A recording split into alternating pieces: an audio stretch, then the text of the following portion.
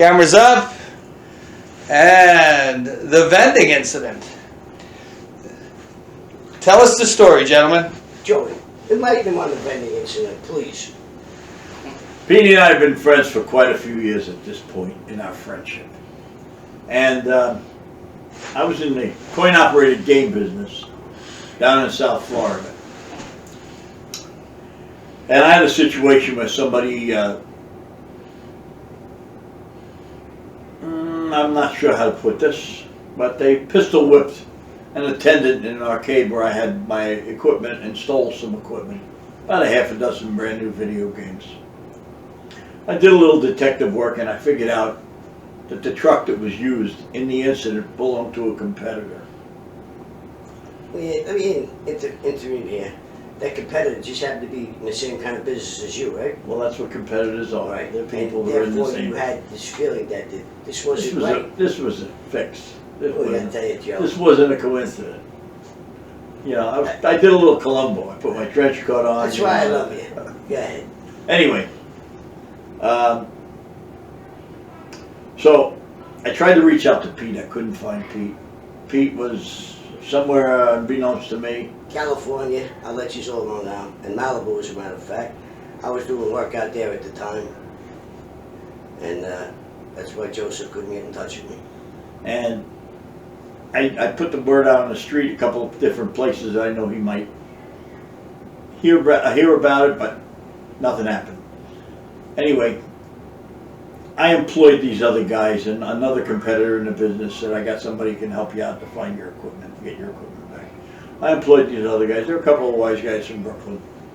And I said, look, I don't really need you guys. I just need you. It's a one-shot deal.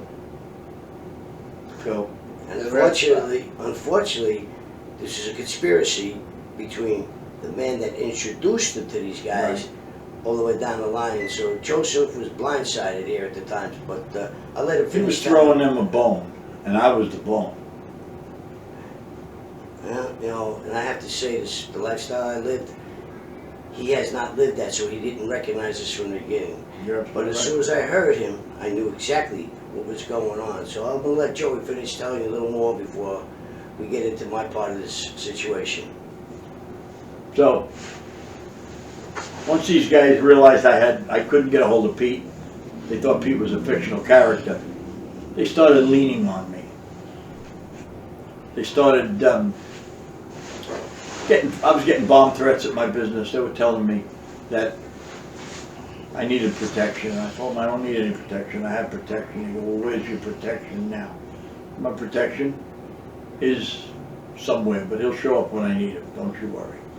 Anyway, after a little while of this, they tried to lean on me. They set up a meet with me in the social club in Brooklyn. Now, I'm in Florida.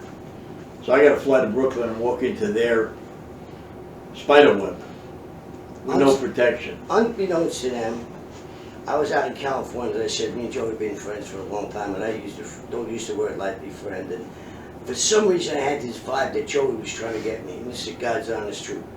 Stopped at a payphone, called them up, and sure as shit, Joseph needed my help. I said, whatever you do not attend no meetings till I come home. And at that point, I booked a flight and flew right back to Florida to speak to Joey personally. And which I found out, as he was telling me the story, that this was one big conspiracy trying to involve my friend in something that he shouldn't be involved in. In other words, actually they were just trying to take his business. And that's what they do. Go ahead, Joe. So, Petey says, I'm going to rearrange this meeting. I'll be there. Don't you worry. So I got to fly to New York for this meeting. I fly to New York. I go there, and I'm shitting in my pants because, you know, these guys are going to chew me up and spit me out unless Petey shows up. And I knew Petey would show up if he could, but he was a little late. Yeah, and I'm standing on the corner waiting for him, going, where the fuck are you, Petey? Come on, man, I need you. And the only reason I was late, I went to speak to I want to say actually my boss, which he was. And he enlightened the boss of these gentlemen that were doing this to my brother Joseph, that I would be there for this meeting and that there was no harm to come to anybody. Because And that's the way it worked, you know. I finally showed up, and there was Joey, and right after that, there was them. And you got it, Joe. You can go for So we went into this social club. It was up in Bensonhurst, Brooklyn somewhere. I'm not even sure exactly where. And Petey and this other gentleman, Donnie Main, go in the back room. And then, you know, I wasn't privy to what was going on there because I wasn't one of them. I was, you know, an outsider.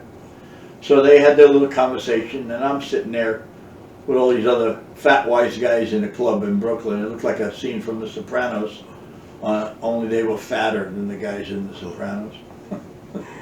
Yeah, I'm sure I left him out there a little longer because I knew he was shitting in his pants, but that was part of it. By that point, I was actually, I felt secure. You showed up. I felt good.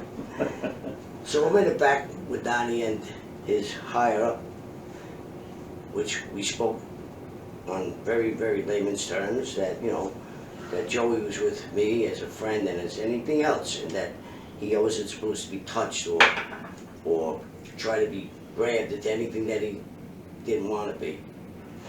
And me and Mr. Main looked at each other. He shook my hand and he apologized.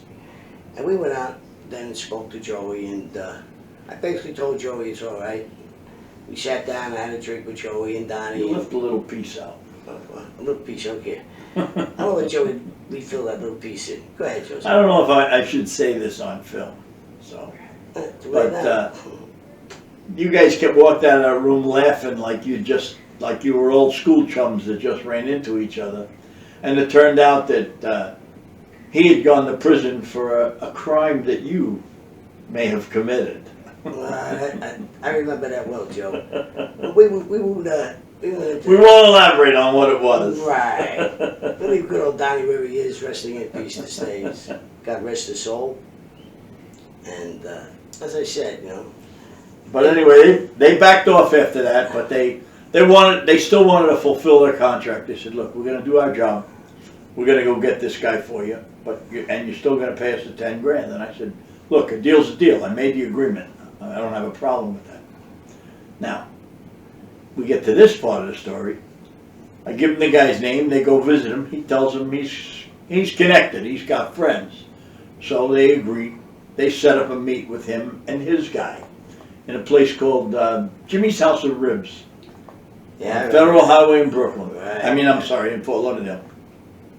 And me and Pete and Donnie go in there and sit in a booth, and this guy shows up.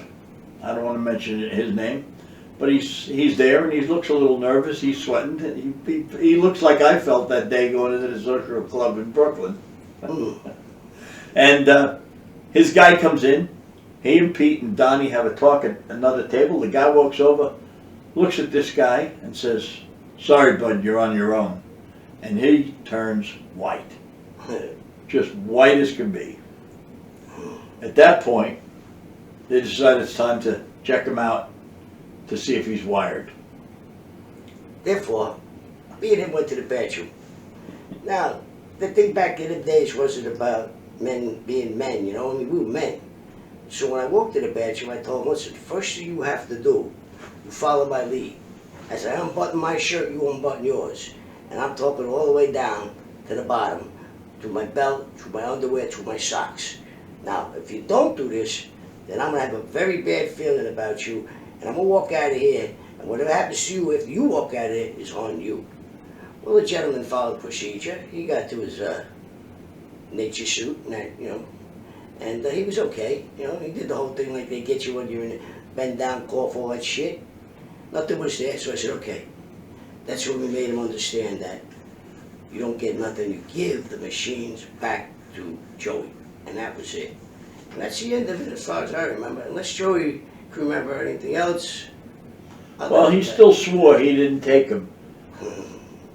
But what he did was he gave me a list of equipment that he had, and he said I could pick and choose whatever I wanted. They weren't the exact same machines, but they were machines of equal value.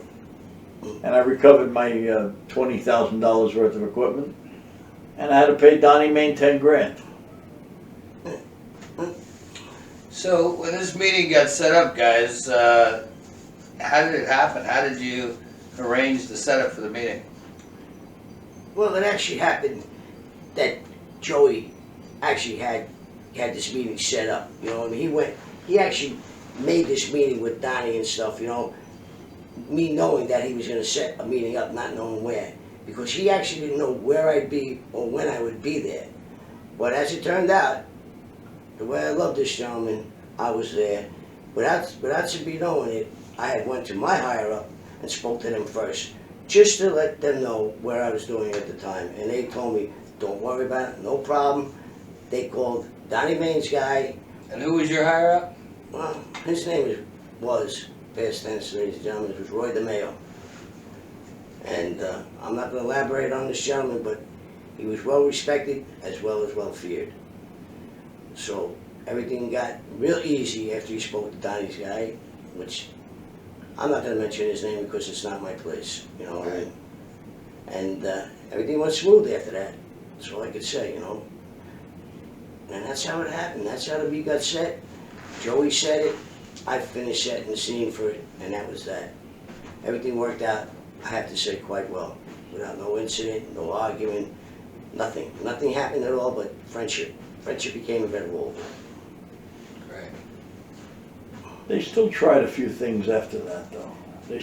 They were a little, they wanted to put some equipment in my arcades. And I owned every piece of equipment in my arcades. It wasn't that kind of an operation. And they leaned on me to put some gambling games in my arcade, if you remember. I do. They still didn't understand that you, because of your relationship with me, right away they think that you are the type of guy that's looking to do illegal or unlegal things. But I gotta tell everybody right here and now that this man has never done nothing illegal. I've always kept him that way. God forbid I ever needed somebody as a bond or anything, they could always check on him and he would come up clean. And he loved me, it's like I loved him. As much as two men can love each other without being whatever. With their pants on. Not that there's anything wrong with that. So basically, one more time, I had to speak to Mr. Maine, and he understood me from that point on that you want to do business like that, come to me, we'll open up someplace. Leave my brother, my friend, Joseph, out of it. And after that, no, that was the end of it, really, after that. They bothered, I did other things with Mr. Maine. We made money together after that, but it had nothing to do with Joey and his arcade. All right, great. Thanks, gentlemen. You're welcome, Mr. G.